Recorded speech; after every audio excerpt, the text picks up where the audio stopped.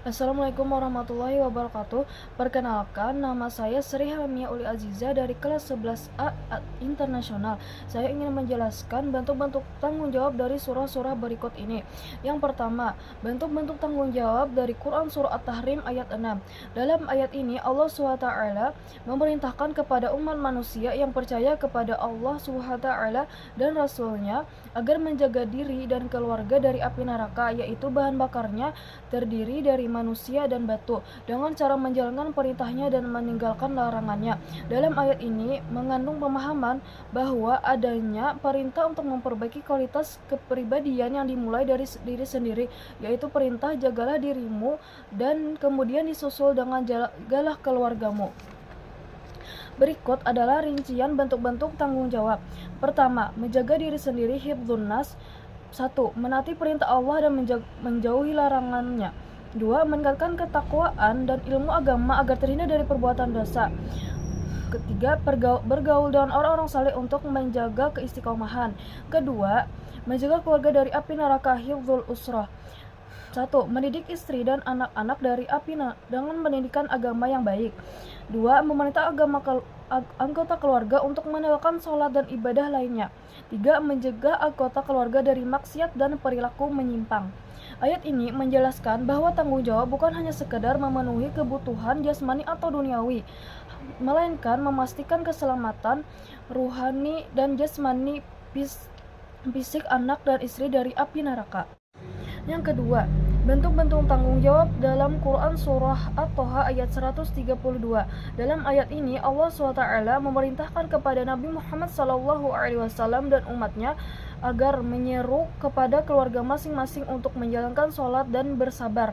Maksudnya menyelamatkan keluarga dari api neraka dengan cara menjalankan sholat yang diikuti dengan kesabaran dalam melaksanakannya.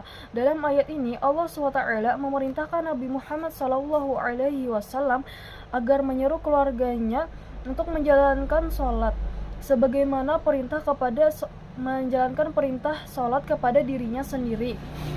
Dan dalam perintah ini untuk tidak tergiur dalam kekayaan dan kenikmatan orang-orang kafir. Nah, berikut adalah rincian bentuk-bentuk tanggung jawab. 1.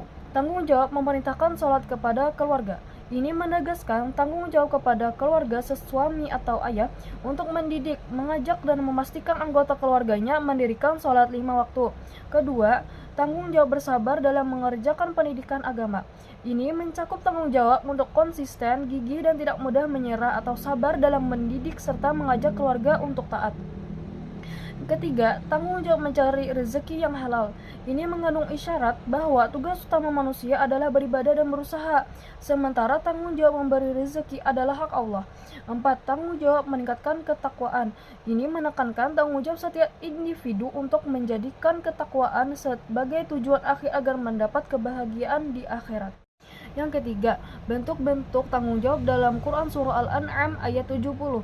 Dalam ayat ini Allah SWT memerintahkan kepada Nabi Muhammad SAW dan orang-orang yang beriman agar meninggalkan dan memutuskan hubungan kepada orang-orang yang menjadikan agama sebagai main-main dan bahan senda gurau dengan memperolok-olokkan agama. Selanjutnya Allah SWT memerintahkan kepada Nabi Muhammad SAW atau Rasulnya dan kaum muslimin untuk memberikan peringatan kepada mereka dengan ayat-ayat Al-Quran agar tiap-tiap mereka sadar dan waspada. Jika tidak, mereka akan dijerumuskan ke dalam api neraka karena perbuatan mereka sendiri. Nah, berikut adalah rincian bentuk-bentuk tanggung jawab. 1. Tanggung jawab terhadap perbuatan sendiri. Manusia bertanggung jawab penuh atas setiap perbuatan selama di dunia. Setiap perbuatan buruk akan dipertanggungjawabkan. 2. Tanggung jawab untuk menjauhi kafir atau kesesatan, untuk tidak mengikuti orang-orang yang menjadikan agama sebagai permainan dan senda gurau. 3. Tanggung jawab untuk beriman sebelum ajal. Ayat ini mengisyaratkan perlunya sadar dan bertobat karena setelah mati tidak ada tebusan yang diterima untuk melepaskan diri dari azab akibat perbuatan sendiri. 4. Tanggung jawab terhadap Al-Quran. Peringatan untuk memperingatkan orang-orang agar tidak terjerumus ke dalam neraka dengan cara berpegang teguh pada petunjuk. Selanjutnya, bentuk-bentuk tanggung jawab dalam hadis-hadis berikut ini. Hadis pertama, bentuk-bentuk tanggung jawab dalam dalam hadis yang diriwayatkan oleh Imam Bukhari dari Abu Hurairah. Dalam hadis ini menjelaskan bahwa setiap manusia itu diberi tugas untuk memimpin atau menjaga, baik kaitannya dengan diri sendiri maupun dengan orang lain. Tugas adalah amanat. Apapun jabatan yang ada pada diri seseorang, dia harus mempertanggungjawabkan tugas itu di hadapan yang dipimpin dan di pengadilan Allah SWT. Nah, oleh karena itu, tak ada seorang pun yang mampu melepaskan dirinya dari tanggung jawab itu. Dia harus benar-benar waspada dan berhati-hati dalam menjalankan tugas itu.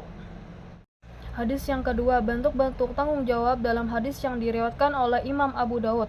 Dalam hadis ini menjelaskan bahwa dalam Islam salat itu penting. Salat adalah tiang agama, maka robohlah atau hilanglah Islam pada diri orang yang meninggalkan salat. Maka Nabi Muhammad SAW memerintahkan kepada umatnya agar mengajarkan kepada anak-anak mereka untuk mengerjakan salat paling tidak pada usia 7 tahun. Di bawah usia 7 tahun boleh diajarkan. Jika anak yang berusia 10 tahun tidak mau mengerjakan salat, maka Nabi Muhammad SAW memerintahkan kepada umatnya untuk memukul mereka dengan makna memberikan peringatan. Demikianlah yang dapat saya sampaikan. Jika terdapat kesalahan, saya memohon ampun dan maaf, karena manusia itu tidak luput dari kesalahan. Wassalamualaikum warahmatullahi wabarakatuh.